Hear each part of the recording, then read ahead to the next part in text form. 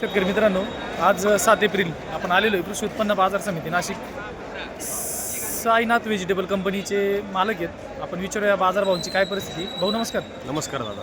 काय परिस्थिती आहे आज बाजारभावांची? आज 2 दिवसापासून आहे ना दादा, जो बाजारभाव आहे तो वाढला आहे 2 दिवसात. जसा पाऊस झाला, पावसानंतर पूर्ण आवक पण वाढली आहे, तुम्ही बघू शकता, आणि भाव पण वाढलेला आहे.